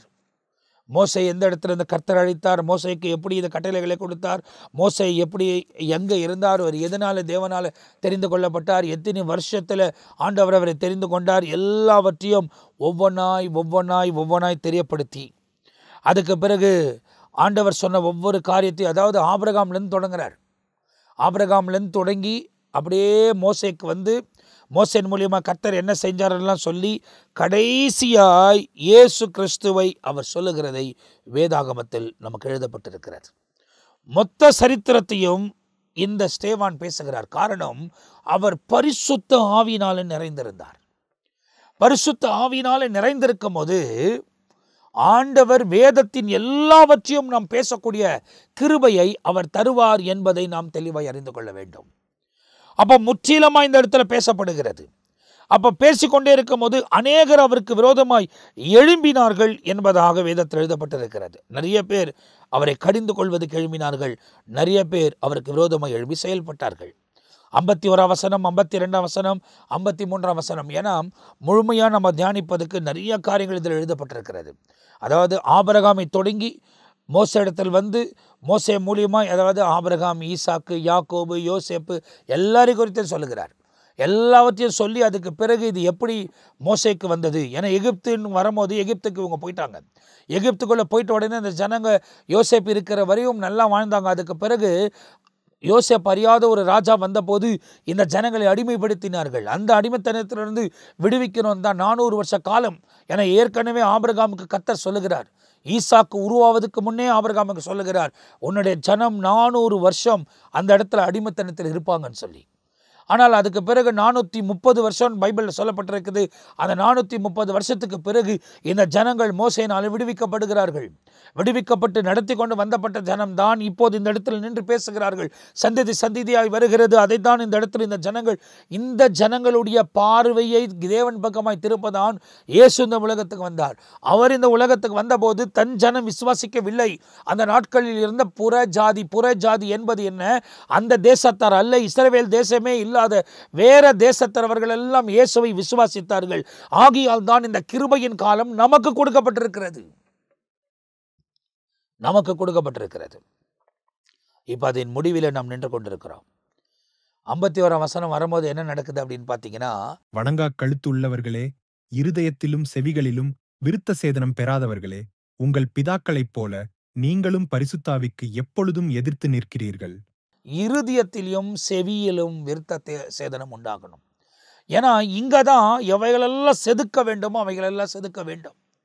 இந்த இருதயம் உலகத்தின் இச்சையால மூடப்பட்டிருக்கிறது. இந்த செவிகளுக்குள்ள தேவனுடைய வார்த்தை போவதில்லை. இச்சையான வார்த்தைகள், உலகத்தில் இருக்கக்கூடிய நகைச்சுவையான காரியங்கள், எவ்வளவு சொன்னாலும் இந்த காதுகள் கேட்கிறது. ஆனா வசனத்துக்கு இந்த காதுகள் செவி கொடுக்க மாட்டேங்குது. 1 மணி நேரம் செய்தி கொடுத்தாலே நிறைய பேர் அவர் பேசிக்கொண்டே இருக்கிறார் என்பதை சொந்த தனமாய் சொந்த வேலைகளில் போய்விடுகிறதையும் உட்கார்ந்திருக்கிறதை நாம் பார்க்கிறோம். என இந்த செவிகள் விருத்த சேதனம் பண்ணப்பட வேண்டும். இருதயத்தில் விருத்த சேதனம் உண்டாக வேண்டும். வெறும் சரீரத்தில் ஒரு அடையாளத்தை காண்பிப்பது அல்ல, ஆவிக்குரிய வாழ்க்கையில் விருத்த சேதனத்தை நாம் பெற்றிருக்க வேண்டும்.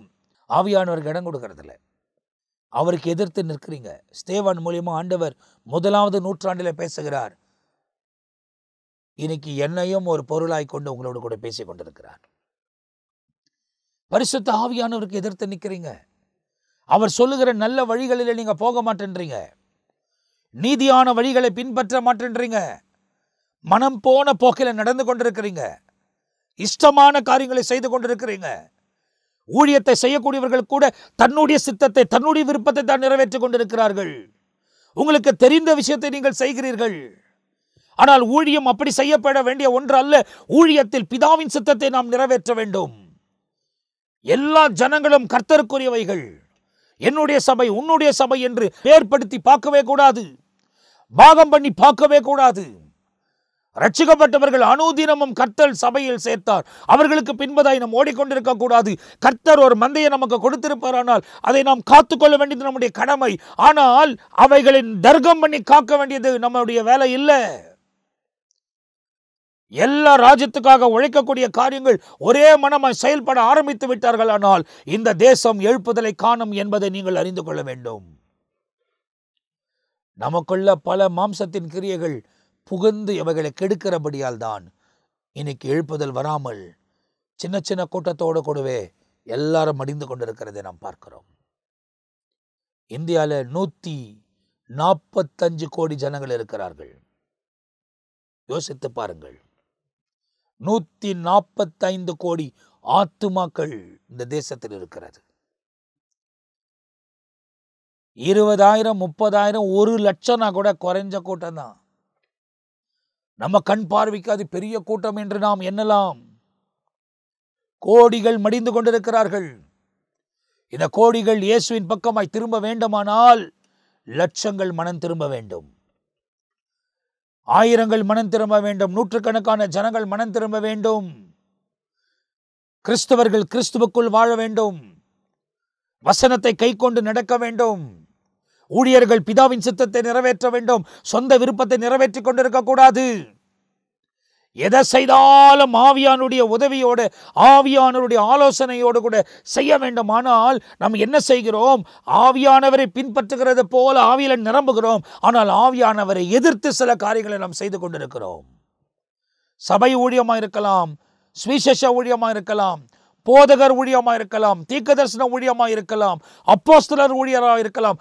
எந்த ஊழியமா இருந்தாலும் கர்த்தருடைய சித்தத்தின்படி செய்ய வேண்டும் என்பதை நாம் தெளிவாய் அறிந்து கொள்ள வேண்டும். நம்மளும் கர்த்தர் பக்கமா மாறணும். பின்பற்றுகிற ஜனமும் கிறிஸ்துவுக்குள் வாழ வேண்டும்.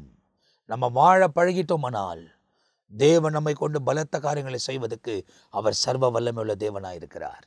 இந்த இடத்துல நீங்க பாருங்க, பரிசுத்த ஆவியானவரையே நீங்கள் எதிர்க்கிறீர்கள் என்பதை ஸ்தேவான் சொல்லுகிறதை வேதாகமத்தில் எழுதப்பட்டிருக்கிறது. இன்னொரு முறை அந்த 51ஆம் வசனத்தை நாம் வாசிக்க போகிறோம். வணங்கா கழுத்துள்ளவர்களே, இருதயத்திலும் செவிகளிலும் விருத்த சேதனம் பெறாதவர்களே, உங்கள் பிதாக்களைப் போல நீங்களும் பரிசுத்தாவிக்கு எப்பொழுதும் எதிர்த்து நிற்கிறீர்கள். தீர்க்கதரிசிகளில் யாரை உங்கள் பிதாக்கள் துன்பப்படுத்தாமல் இருந்தார்கள்? நீதிபரருடைய வருகையை முன்னறிவித்தவர்களையும் அவர்கள் கொலை செய்தார்கள். இப்பொழுது நீங்கள் அவருக்கு துரோகிகளும் அவரை கொலை செய்த பாதகருமாயிருக்கிறீர்கள். தீர்க்கதரிசிகளை யாரு துன்பப்படுத்தாது இருந்தாங்க? யோசித்து பாருங்க. எரேமியா துன்பப்பட்டார், எசேக்கியேல் துன்பப்பட்டார், ஏசாயா துன்பப்பட்டார், தானியேல் துன்பப்பட்டார், சகேரியா துன்பப்பட்டார், மல்கியா வைக்கும் எல்லாம் துன்பப்பட்டாங்க. நீதியை பேசினா, நியாயத்தை சொன்னா ஒத்துக்கிறது இல்லை, உடனே எதிர்க்கிறது. நீ சரியா, நீ யோகியமான்றது.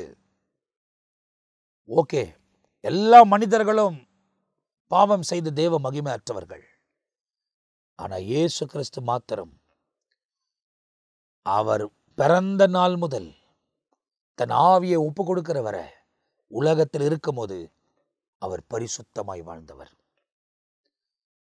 அவர் இங்கிருந்து ஏறி போன உடனே மகா பரிசுத்த ஸ்தலத்துக்குள் பிரவேசித்திருக்கிறார். அந்த ஸ்தலத்துக்கு நம்மளை கொண்டு போனோன்னு விரும்புகிறார். அந்த ஸ்தலத்துக்குள்ள போவனா இப்படி நம்ம போக முடியாது. நம்ம மறுரூபமாகி தான் போனோம். அந்த மறுரூபம் ஆகணும்னா தேவ வசனத்துக்கு நாம் செவி கொடுக்க வேண்டும். அடுத்தது நீங்க அடுத்த வசனத்தை வாசித்து பாருங்க. தேவ தூதரை கொண்டு நீங்கள் நியாயப்பிரமாணத்தை பெற்றிருந்தும் அதை கைக்கொள்ளாமற் போனீர்கள் என்றான். நியாயப்பிரமாணத்தை கொண்டீங்கன்னு அதை கை கொள்ளாமல் போனீங்க. இன்னைக்கு சுவிசேஷத்தை கேட்குறீங்க, கை கொள்ளாமல் போறீங்க. வசனத்தை கேட்குறீங்க, சபைக்கு போறீங்க, ஆராதிக்கிறீங்க, ஜபங்களுக்கு போறீங்க, உபவாசம் பண்றீங்க, இதெல்லாம் பண்றீங்க. ஆனால் வசனத்துக்கு செவி கொடுத்து அதன்படி நடப்பதில்லை. சொந்த இஷ்டமாய் சொந்த யோசனையா நடக்கிறீங்க. அப்ப எல்லா காரியமும் சரி செய்யப்பட வேண்டும். தனிப்பட்ட வாழ்க்கையும் சரி, குடும்ப வாழ்க்கையும் சரி, அலுவலக வாழ்க்கையும் சரி, உலகத்தில் இருக்கிற காரியம் சரி, எல்லாவற்றையும் சரிப்படுத்த வேண்டிய ஒரு காலத்தில் நாம் இருக்கிறோமே. நீதியா நேர்மையை நடக்க நம்ம ஒப்பு கொடுக்கணுமே. கர்த்தருக்கு ஏற்ற ஒரு வாழ்க்கை வாழ்வதற்கு நம்ம ஒப்பு கொடுத்தால் தானே தேவனோடு கூட நாம் பிரியாணப்பட முடியும் என்பதை நீங்கள் அறிந்து கொள்ள வேண்டும். இந்த ஸ்தேவான் ரொம்ப தெளிவான சில காரியங்களை பேசுகிறதை வேதாகமத்தில் எழுதப்பட்டிருக்கிறது. 50 வசனங்களில் ஆரம்பத்திலிருந்து ஒவ்வொரு காரியத்தையும் அவர் சொல்லிட்டு வர்றாரு. அவைகள் எல்லாம் நீங்கள் உட்கார்ந்து தியானித்து பாருங்க. அதிலிருந்து தான் 51 53 வரை அவர் இந்த காரியத்தை பேச ஆரம்பிக்கிறார். பரிசுத்த ஆவியானவர் உங்களுக்கு சொல்லுகிறதை நீங்கள் தள்ளிவிட்டீர்கள்.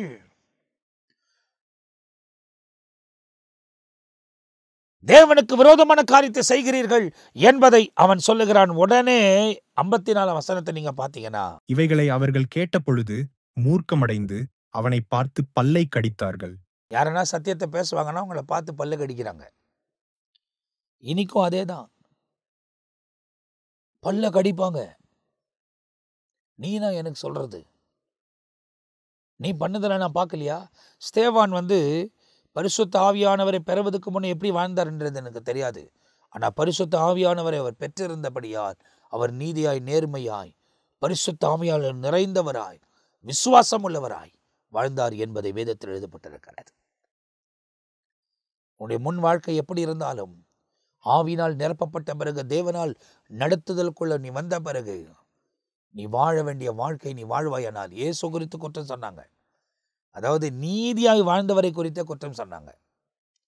நமக்கு விரோதமாக சொல்லாமல் போவாங்களா? என்ன சொல்லட்டும். அவங்க சொன்னபடி நம்ம செஞ்சிருப்போம்னா நம்ம மனம் திரும்பணும். அவங்க சொல்கிறபடி நம்ம செய்யல, ஆனால் அவங்க சும்மாவே நம்ம மேலே குற்றம் சொல்கிறாங்க அப்படின்னா நம்ம பாக்கியவான்கள். ஏன்னா நீதி நிமித்தமாய் துன்பப்படுகிறோம். நம்மை பாக்கியவான்கள் என்று கர்த்தர் அழைக்கிறார். ஒருவேளை அவங்க சொல்றபடியே நம்ம செஞ்சிருப்போம்னால் நாம் மனம் திரும்பி ஆக வேண்டும். வேற வழி இல்லை. மனம் திரும்பாமல் ஒருவனும் அந்த நித்தியத்துக்குள் பிரவேசிக்க முடியாது. சரீர மாற்றங்களால் நாம் அங்க போக முடியாது. மனசுல மாற்றம் ஏற்படணும், பார்வையில மாற்றம், எண்ணங்களில் மாற்றம் ஏற்படணும். இந்த மாற்றங்கள் ஏற்பட வேண்டுமானால் பரிசுத்த ஆவியினால் நீ நிரப்பப்பட்டிருக்க வேண்டும். இந்த பரிசுத்த ஆவியினால் நீ நிரப்பப்பட்டிருக்க வேண்டுமானால் பாவ மன்னிப்பின் நிச்சயத்தை பெற்றிருக்க வேண்டும். பாவ மன்னிப்பின் நிச்சயத்தை நீ பெற்றிருக்க வேண்டுமானால் இயேசு கிறிஸ்து நமக்காக சிந்தின அந்த இரத்தத்தினால் நீ கழுவப்பட்டிருக்க வேண்டும். அந்த இரத்தத்தினால் நீ கழுவப்பட வேண்டுமானால் உன் பாவத்தை உணர்ந்து நீ அறிக்கை செய்ய வேண்டும். நீ அப்படி அறிக்கை செய்யும் போது அந்த இரத்தம் உன்னை கழுவும். அந்த இரத்தம் உன்னை கழுவும் போது பரிசுத்த ஆவியானவர் உன்னை நிரப்புவார். பரிசுத்த ஆவியானவர் உன்னை நிரப்பும் போது இந்த உலகத்தை ஜெயிக்கிற ஜெயத்தை ஆண்டவர் நமக்கு கொடுப்பார் என்பதை வேதத்தில் தெளிவாய் எழுதப்பட்டிருக்கிறது. வசனத்துக்கு ஏற்ற மாதிரி வாழுகிற வாழ்க்கை, தேவனுக்கு ஏற்ற ஜீவிக்கிற ஜீவியம். பரிசுத்த ஆவியானவர் இன்றைக்கு உங்களோடு கூட பேசிக் கொண்டிருக்கிறார். ஸ்தேவானை பலப்படுத்தி வைராக்கியம் உள்ளவனாய் எழுப்பி அங்க நிற்க வைத்தார். வசனம் சொல்லுகிறது, பல்களை கடித்தார்கள். அதுக்கப்புறம் அவன் பரிசுத்தாவியினாலே நிறைந்ததவனாய் வானத்தை அண்ணாந்து பார்த்து தேவனுடைய மகிமையையும் தேவனுடைய வலது பாரிசத்தில் இயேசு நிற்கிறதையும் கண்டு.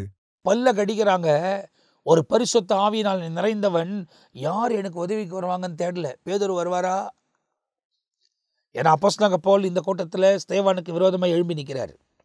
9ஆம் அதிகாரம் வரும்போது தான் அப்போஸ்தலனாகிய பவுல் எப்படி சந்திக்கப்பட்டார் என்ற காரியத்தை அந்த இடத்துல எழுதப்பட்டிருக்கிறது.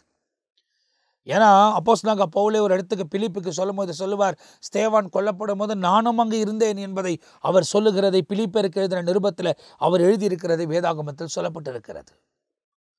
அப்போ இந்த ஸ்தேவான் கொல்லப்படும் போது அந்த இடத்துல சவுல் நின்று கொண்டிருக்கிறார். அதை குறித்து வேதத்தில் இந்த இடத்திலே நாம் பார்க்க முடியும். வாலிபனாக சவுலை குறித்து இந்த இடத்தில் சொல்லப்பட்டிருக்கிறது. இந்த சவுலை தான் பவுலாய் தேவன் மாற்றின பிறகு அவர் வைராக்கியம் நிறைந்தவராய் வாழ்ந்துதான் கலாத்தியருக்கு எழுதின நிருபத்தில் மாம்சத்தின் கிரியைகள் யாவன, ஆவியின் கிரியைகள் யாவன என்பதை அந்த இடத்துக்கு எழுதுகிறது, வேதாகமத்தில் எழுதப்பட்டிருக்கிறது. இப்போ இந்த பகுதியை நீங்க வாசித்து பார்க்கும் போது அவர்கள் பல்களை கடித்து நின்றார்கள். ஆனால் இவன் பரிசுத்த ஆவியானவரால் நிறைந்து வானத்தை அண்ணாந்து பார்க்கிறார். யாரையும் பார்க்கல. ஒத்தாசை வரும் பர்வதங்களுக்கு நேராய் என் கண்களை நான் ஏறெடுப்பேன். வானத்தையும் பூமியும் உண்டாக்கின தேவன் எனக்கு உதவி செய்வார். ஒரு மனுஷனையும் பார்க்கல. அவர் வானத்தை அண்ணாந்து பார்க்கிறார். வசனம் சொல்லுகிறது, அவன் பரிசுத்தாவியினாலே நிறைந்ததவனாய் வானத்தை அண்ணாந்து பார்த்து தேவனுடைய மகிமையையும் தேவனுடைய வலது பாரிசத்தில் இயேசு நிற்கிறதையும் கண்டு, அதோ வானங்கள் திறந்திருக்கிறதையும் மனுஷகுமாரன் தேவனுடைய வலது பாரிசத்தில் நிற்கிறதையும் காண்கிறேன் என்றான். அப்பொழுது அவர்கள் உரத்த சத்தமாய் கூக்குரலிட்டு தங்கள் காதுகளை அடைத்துக் கொண்டு ஒருமனப்பட்டு அவன் மேல் பாய்ந்து அவனை நகரத்துக்குப் புறம்பே தள்ளி அவனை கல்லெறிந்தார்கள். சாட்சிக்காரர் தங்கள் வஸ்திரங்களை கழற்றி சவுல் எண்ணப்பட்ட ஒரு வாலிபனுடைய பாதத்தினருகே வைத்தார்கள். அப்பொழுது, கர்த்தராகிய இயேசுவே, என் ஆவியை ஏற்றுக்கொள்ளும் என்று ஸ்தேவான் தொழுது கொள்ளுகையில் அவனை கல்லெறிந்தார்கள். அவனோ முழங்கார்படியிட்டு, ஆண்டவரே, இவர்கள் மேல் இந்த பாவத்தைச் சுமத்தாதிரும் என்று மிகுந்த சத்தமிட்டுச் சொன்னான். இப்படிச் சொல்லி நித்திரையடைந்தான். திரையடைந்தான் அப்படின்னா இப்படி சொல்லி அவன் செத்து போனான் என்று எழுதப்பட்டிருக்கிறது. ஏன்னா எப்பவுமே நீதி பேசினா கல்லெறிவாங்க. நமக்கு இப்போ நேரம் முடிவுக்கு வருது. ஆனால் நல்லா தெரிந்து கொள்ளுங்கள், மாம்சத்தின் கிரியைகள் உலகத்தில் பயங்கரமாய் கிரியை செய்து கொண்டிருக்கிறது. ஆனால் நாம் தேவனோடு கூட நடக்க வேண்டுமானால் ஆவியில நல்ல போராட்டத்தை போராடணும். ஸ்தேவான் போராடினார். 7ஆம் அதிகாரம் முழுவதும் அவரை குறித்து முழுமையான காரியங்கள் வேதத்தில் எழுதப்பட்டிருக்கிறது. சாட்சி சொன்னவர்கள் எல்லாம் தன் வஸ்திரத்தை கழட்டி சவுலின் பாதத்தில் வைத்தார்கள். ஏன்னா அவங்க குற்றவாளி இல்லை என்பதை ஏன்னா ஏற்கனவே சொல்லி கொடுத்துதான்னு சொல்றாங்க. அதனால அவர் பாதத்தில் கொண்டு வந்து வச்சிடறாங்க. ஸ்தேவான் சொல்லுகிற வார்த்தையை பாருங்க. இயேசு கிறிஸ்து கல்வாரி சிலுவையில் சொன்ன அதே வார்த்தை இவர் சொல்லுகிறார். பிதாவே, அவர்கள் செய்கிறது என்னதென்று அறியாத செய்கிறார்கள், அவர்களை மன்னியும் என்றார். ஸ்தேவானும் சொல்லுகிறார், அவர்களை மன்னித்து விடும், அவர்கள் செய்கிறது என்னென்று அறியாமல் செய்கிறார்கள். அப்படி சொல்லிக்கொண்டே இருக்கும் போது அவர் நித்திரை அடைந்தார் என்பதாக வேதத்தில் எழுதப்பட்டிருக்கிறது. ஸ்தேவானுக்கு கிடைத்தது ஒரு பாக்கியம். ஆனால் கடைசி மணி நேரம் மிகுந்த வலி இருந்திருக்கும். மிகுந்த உபத்திரவத்துக்குள் கடந்து போயிருப்பார். ஆனால் அவர் விசுவாசம் உடையவராய் மரித்ததை வேதாகமத்தில் எழுதப்பட்டிருக்கிறது. இன்னைக்கும் உங்களுக்கு விரோதமாகவும் எனக்கு விரோதமாகவும் நிறைய காரியத்தை சாத்தான் கொண்டு வந்து கொண்டிருக்கலாம். ஒருவேளை மாம்சத்தில் நீங்கள் போராடி கொண்டிருக்கலாம், இல்லை ஒருவேளை நீங்கள் ஆவியில போராடி கொண்டிருக்கலாம், இல்லை உலக மனிதர்கள் அநேக இடத்துல உங்களுக்கு விரோதமாக எழுப்பி நின்றிருக்கலாம். கவலைப்படாதீர்கள். பரிசுத்த ஆவியினால் நிறைந்தவர்களாய் வானத்தே அணர்ந்து பாருங்கள். என்ன நடந்தாலும் விசுவாசத்தை விட்டு விலகாதபடி வைராக்கியமா தேவனுக்காக நில்லுங்கள். கொல்லக்கூடியவர்கள் மாம்சத்தை மாத்திரம்தான் கொல்ல முடியும். அவங்களுக்கு பயப்படணும்னு அவசியம் இல்லை. என்னை இயேசு தெளிவா சொல்றாரு, மாம்சத்தையும் உன் ஆத்மாவையும் நரகத்தில் அழிக்கக்கூடியவருக்கு பயப்படுங்கள் என்பதாக வேதத்தில் எழுதப்பட்டிருக்கிறது.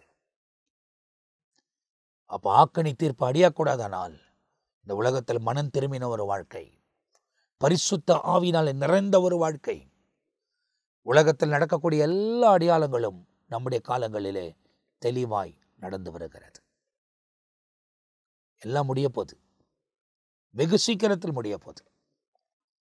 தலைக்கிழாய் மாறப்போகிறது. தத்தளிப்பும் அங்கலாய்ப்பும் வந்து கொண்டிருக்கிறது. வெகு சீக்கிரத்தில் எல்லாரையும் வந்து சேரப்போகிறது. இடுக்கடங்கள் உண்டாகும், தத்தளிப்பு உண்டாகும் என்று வேதத்தில் எழுதப்பட்டிருக்கிறது. முடிவு உடனே வராது. ஆனால் முடிவின் ஆரம்பத்துக்குள்ள வந்துட்டோம். கடைசியா முடிக்கிறது கடைசி பகுதியில் இருக்கிறோம். அந்த கடைசி பகுதியின் ஆரம்பத்துக்கு வந்துட்டோம். எக்கால சத்தம் கேட்டு திருசபை எடுத்துக்கொள்ளப்பட்ட பிறகு 7 ஆண்டு காலம் நடக்கும். அதுக்கப்புறமா தான் முடிவு வரும். அதான் முடிவு உடனே வராதுன்னு சொல்லியிருக்கிறார்.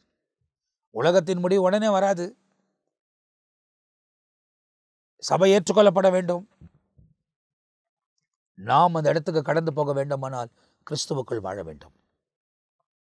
பரிசுத்த ஆவியானவருக்கு ஏற்ற மாதிரி இந்த உலகத்தில் நாம் வாழ வேண்டும் என்பதை நீங்கள் அறிந்து கொள்ள வேண்டும்.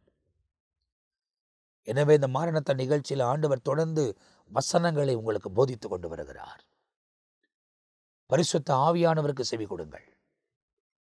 தேவனுக்கு ஏற்ற செயல்முறையில் வாழ்வதற்கு உங்களை ஒப்புக் கொடுங்கள். இதுல இன்னும் நிறைய ஏராளமான காரியங்கள் நமக்கு இருக்கிறது. ஏசப்பா வருக தாமதிக்குமானால் தொடர்ந்து வசனங்களை தியானிக்க போகிறோம். உங்க இருதயம் கர்த்தரின் வசனத்தின் பக்கமாய் திருப்பப்படட்டும். தவறான வாழ்க்கை விட்டு விலகுங்கள். பாவ மன்னிப்பின் நிச்சயத்தை பெற்றுக்கொள்ளுங்கள். பரிசுத்த ஆவியானவர் உங்களோடு கூட இருந்து உங்களை பலப்படுத்தி நிலைநிறுத்துவதற்கு அவரே உண்மை உள்ள தேவனாய் இருக்கிறார். அவர் பொய் சொல்ல மாட்டார். அவர் மனமாற மாட்டார். அவர் சொன்னதை சொன்னபடியே செய்து முடிப்பார். உங்க வாழ்க்கையை இயேசுக்கு ஒப்புக் கொடுங்கள். இயேசுதான் அற்புதங்களை செய்கிறவர். இயேசுதான் நன்மைகளை கொண்டு வருகிறவர். இயேசுதான் மகத்துவங்களை விளங்க பண்ணுகிறவர். அவர் உங்கள் காரியங்களை மாற்றி அற்புதங்களை செய்வார் என்பதை நீங்கள் அறிந்து கொள்ள வேண்டும்.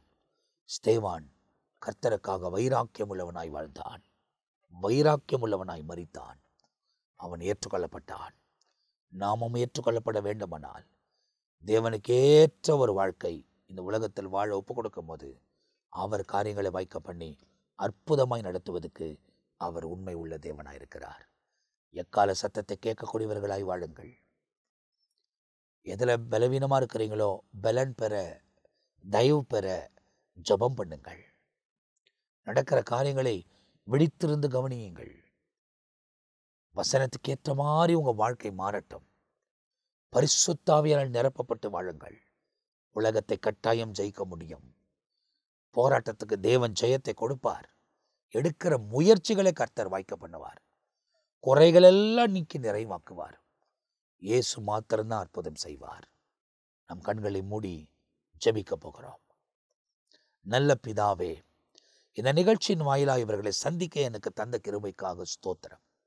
உங்க பலத்துக்காய் ஸ்தோத்திரம், இரக்கங்களுக்காய் ஸ்தோத்திரம், தயவுக்காய் ஸ்தோத்திரம், பிரசனத்துக்காய் ஸ்தோத்திரம். தகப்பனே, அந்த 1வது நூற்றாண்டிலே ஸ்தேவான் என்பவனை பரிசுத்த ஆவியினால பலப்படுத்தி வைராக்கியமா நிற்க வைத்து, தன் உயிர் போகிற நேரத்திலும் அதை பொருட்டா எண்ணாமல் கண்களை ஏறெடுத்து உம்மை பார்த்து தன் ஜீவனை விட்டது போல நாங்கள் இந்த உலகத்தில் உம்மையே ஏறெடுத்து பார்க்க எங்களுக்கு உதவி செய்யும்.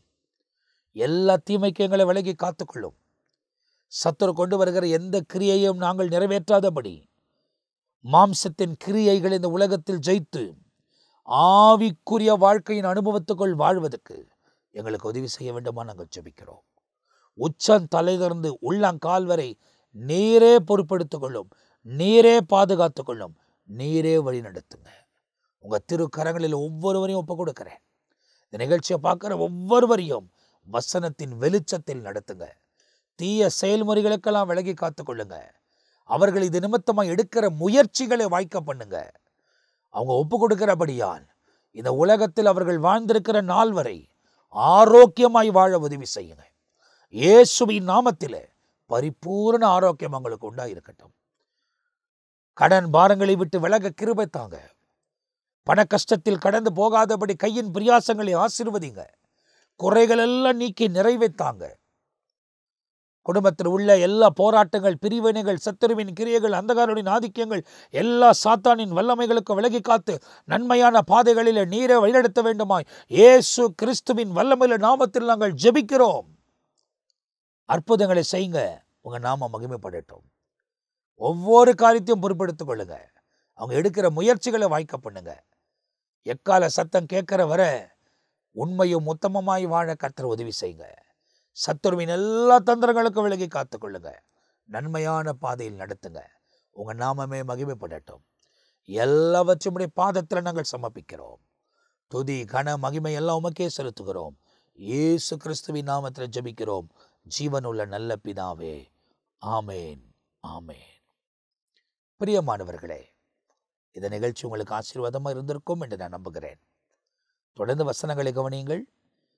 கிரேஸ் டெலிவிஷன் யூடியூப் சேனலில் தொடர்ந்து நித்திய ஜீவன் என்ற நிகழ்ச்சியை உங்களுக்கு வழங்கி வருகிறோம். சுவிசேஷம் என்ற நிகழ்ச்சி வழங்கி வருகிறோம். ஒவ்வொரு நாள் காலை வேளையும் இயேசுவோட பேசுவோம் வாருங்கள் என்ற நிகழ்ச்சி உங்களுக்கு வழங்கப்பட்டு வருகிறது. ஞாயிறில் அந்த ஆராதனைக்குரிய செய்தி மாத்திரம் உங்களுக்கு தொகுத்து வழங்கி கொண்டிருக்கிறோம். நடுவில் நிறைய அனுபவ சாட்சியங்களை வழங்குவதற்கு கர்த்தர் உதவி செய்கிறார். தொடர்ந்து தேவனோடு இணைந்திருங்கள். வசனத்தை கேளுங்கள், வசனத்துக்கு செவி கொடுங்கள். கடைசி காலம் இதுவே. ஆயத்தப்படுங்கள். இயேசு வருகிறார். அவரை நாம் சந்திக்க போகிறோம். அவர் வருக தாமதிக்குமானால் அடுத்த பகுதியில் நாம் சந்திக்க போகிறோம். அதுவரை நான் உங்ககிட்ட விடைபெறுகிறேன். கர்த்தர் உங்களை ஆசீர்வதிப்பாராக. ஆமேன், ஆமேன்.